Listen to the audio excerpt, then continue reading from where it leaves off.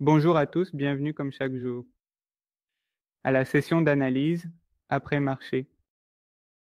Ceci est une session d'analyse après marché où nous examinons le marché après la clôture de Nifty et Bank Nifty pour voir ce qui s'est passé aujourd'hui, où se trouvait l'intérêt des acheteurs et où se trouvait l'intérêt des vendeurs et où nous avons observé de grosses commandes, fondamentalement, pour bien lire les empreintes. Nous essayons ici. Donc, si vous êtes nouveau, que vous souhaitez apprendre le flux de commandes ou apprendre à bien utiliser GoCharting, vous pouvez rejoindre ces sessions en direct chaque jour.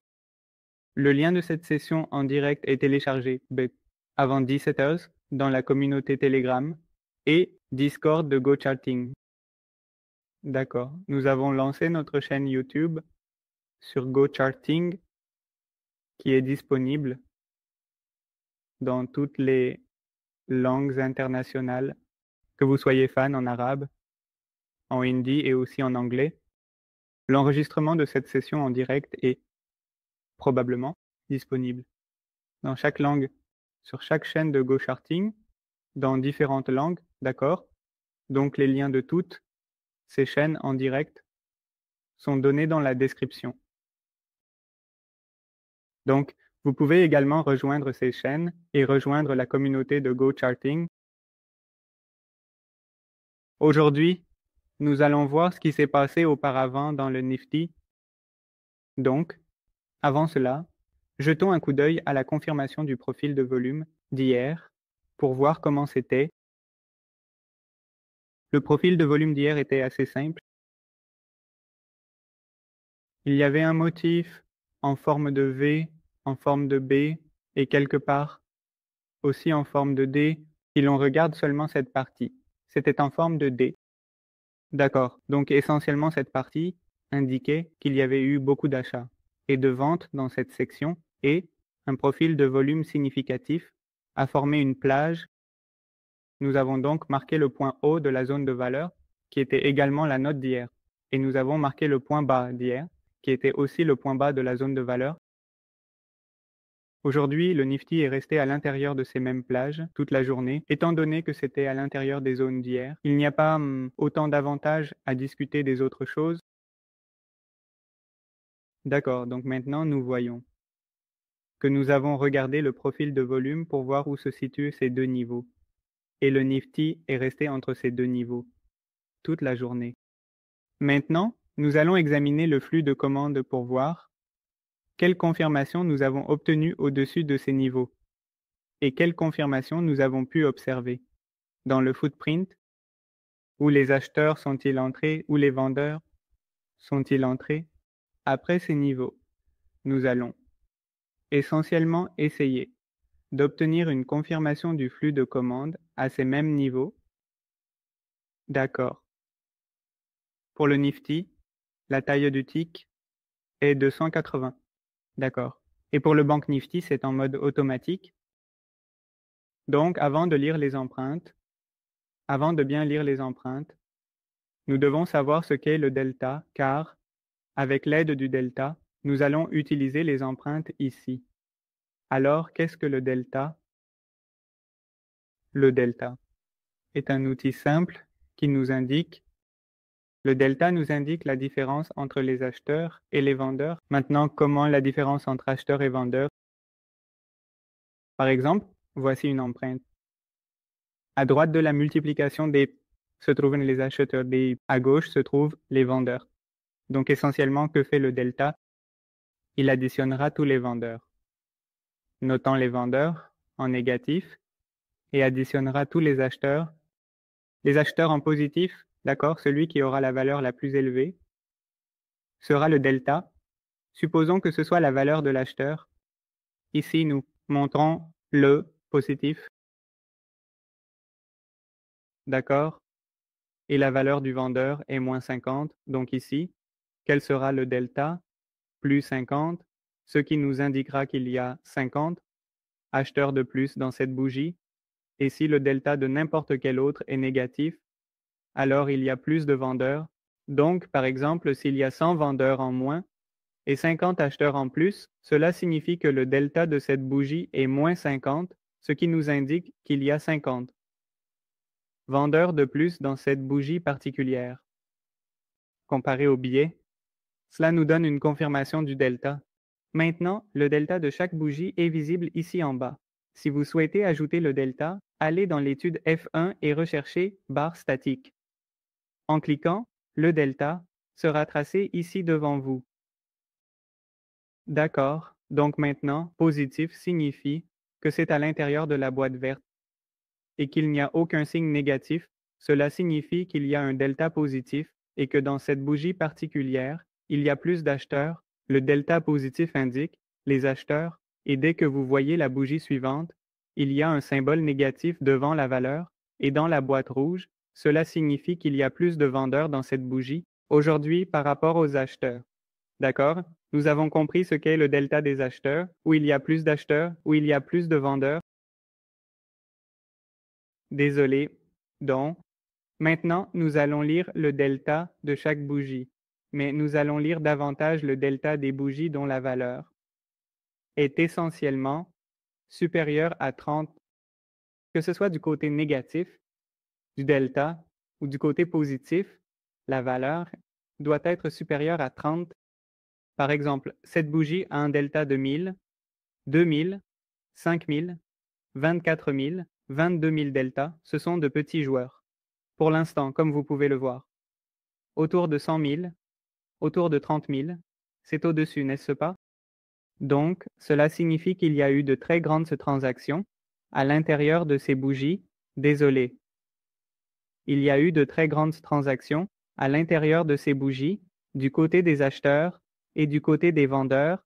Il y a eu de très grandes transactions et ce sont ces bougies qui semblent avoir le potentiel de donner une tendance au marché, de donner un mouvement. Les autres bougies, avec seulement 500 à 2000, ont très peu d'achats ou de ventes à l'intérieur. D'accord?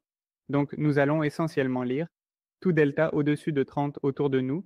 Nous allons suivre cela, que ce soit du côté positif ou du côté négatif. Maintenant, dans la première bougie, il ne s'est pas passé grand-chose de spécial. Il n'y avait que 825 delta ici, ce qui signifie que vous ajoutez 3 zéros, d'accord, ce sera sa valeur réelle. Dans la deuxième bougie, nous avons observé un delta assez important. Côté positif signifie que dans cette bougie, le delta nous a indiqué qu'il y avait plus d'acheteurs. À quel point en quantité? 118 000, il nous a informé. D'accord? Donc le delta a montré qu'il y avait plus d'acheteurs dans cette bougie. Alors, de quel côté sont les acheteurs maintenant? Les acheteurs sont du côté droit, les vendeurs du côté gauche, donc qui est majoritaire. Les acheteurs, que ferons-nous? Nous allons lire le côté des acheteurs et identifier un point particulier où l'activité d'achat la plus importante a eu lieu. D'accord, nous avons parcouru le côté des acheteurs une fois et il est clairement apparu que c'est l'endroit particulier où le plus grand achat a eu lieu, 113 000 en quantité. Désolé, 113 000 en quantité d'achat, 31 000 d'achats et 21 000, ce qui signifie qu'il y a eu un achat assez important dans cette petite zone, ce qui a conduit le delta à nous indiquer qu'il y avait plus d'acheteurs dans cette bougie. D'accord, maintenant que faire? Nous avons simplement marqué la zone des acheteurs, nous l'avons marquée. Maintenant, quelle confirmation la bougie suivante a-t-elle donné? Si nous regardons le delta dans la bougie suivante, il y a eu aussi une activité de vente assez importante. D'accord. Donc dans cette bougie, qui est majoritaire? Les vendeurs sont majoritaires. Et c'est l'endroit particulier où les vendeurs sont les plus nombreux. D'accord, donc nous avons vu des acheteurs à un endroit et des vendeurs à un autre. Que faire maintenant? Après l'activité d'achat, le prix est-il monté ou descendu? Ici, ces bougies ont confirmé, cette bougie a confirmé, et cette bougie a confirmé qu'il y a eu une activité d'achat et que le prix est monté. Alors, que faire de cette activité de vente? Cette activité de vente a eu lieu, mais après cette activité de vente, le prix n'est pas descendu, ce qui signifie que cette vente a été absorbée ici. Des acheteurs agressifs sont entrés, la vente a été absorbée. Et après cela, il n'y a rien du côté de la vente et le prix a été facilement maintenu. Il y a eu un repli dans la même zone et après le repli, il y a eu un mouvement latéral. Pas exactement jusqu'à la zone de la veille, mais cela a quand même donné un mouvement assez bon après cette activité d'achat. Voyons ce qui s'est passé ensuite. Une autre bougie est apparue avec un delta supérieur à 30. Maintenant, qu'est-ce qui est majoritaire dans cette bougie? Les vendeurs sont majoritaires. D'accord. Donc le marché a pris un rejet. D'accord. Avec qui? Avec les vendeurs. Quel est le principal point focal? C'est celui-ci. Pourquoi est-ce le point focal? Parce que c'est là que la plus grande activité d'achat a eu lieu, et exactement autant de ventes a été absorbée. L'absorption de la vente signifie que c'est aussi la zone où les acheteurs agressifs sont entrés, et c'est la zone où les acheteurs limités sont plus forts. D'accord? La vente a eu lieu, mais le support n'a toujours pas été cassé. D'accord? Après cela, il n'y avait aucun volume nulle part. Le volume total du marché était faible aujourd'hui, mais encore une fois, il a touché exactement la même zone de support. Touché. On a également observé une vente de 16K, mais que s'est-il passé dans la bougie suivante? Le même rejet a eu lieu ici, et toute la vente s'est arrêtée ici. Encore une fois, exactement la même zone a tenu à nouveau. Et nous avons vu un mouvement jusqu'au sommet d'aujourd'hui. Donc, si nous regardons l'analyse complète d'aujourd'hui du Nifty, il y avait essentiellement 3 à 4 bougies qui ont montré un volume significatif pour le Nifty, la deuxième bougie, la troisième bougie. Les deux bougies ont confirmé le scénario. Elles ont confirmé la tendance haussière. Il y a eu un pullback, un mouvement à la hausse, puis une bougie de rejet est apparue, avec un peu de vente, mais encore une fois, il y a eu un pullback qui a tenu, encore une fois, un mouvement à la hausse. Où les acheteurs sont entrés, les vendeurs limités, et bon non, les acheteurs limités sont plus puissants dans leur pullback. Le mouvement à la hausse a de nouveau tenu le mouvement à la hausse. À une petite confirmation de notre côté, c'était aussi qu'il y a eu un rejet avec la vente ici, donc quelque part. Ce sommet a été décidé parce qu'il y a eu une consolidation et après cela, ni l'achat ni la vente ne sont venus. Donc, c'était une analyse rapide de Nifty. Voyons maintenant celle de Bank Nifty. La taille des ticks de Bank Nifty est automatique ici. D'accord. D'accord. Alors, qu'est-ce qui s'est passé dans Bank Nifty? En fait, la première bougie a montré un delta positif de quelques bougies, une bonne vente de volume à environ 12 heures, et c'était l'endroit où la vente a particulièrement eu lieu. En fait, d'accord, un bon volume a été observé dans cette bougie. D'accord, il y a eu de la vente, mais les quelques bougies suivantes ont-elles clôturé en dessous de cette bougie ou non? Donc, après cette vente, regarde, la vente a été initiée. Maintenant, après cette vente, le marché est-il descendu en dessous ou non? Où est-il allé? Il est allé dans une direction positive. Donc, cela signifie que cette vente a été absorbée ici et une bonne confirmation était que, dans la bougie suivante, des acheteurs ont également été observés. Et cette vente a de nouveau été absorbée. Regarde, voici combien est son delta. Autour de 12 000, le delta de la bougie suivante est d'environ 18 000, ce qui signifie qu'il y a eu une vente. Elle a été absorbée, et ensuite des acheteurs agressifs sont entrés ici en nombre significatif.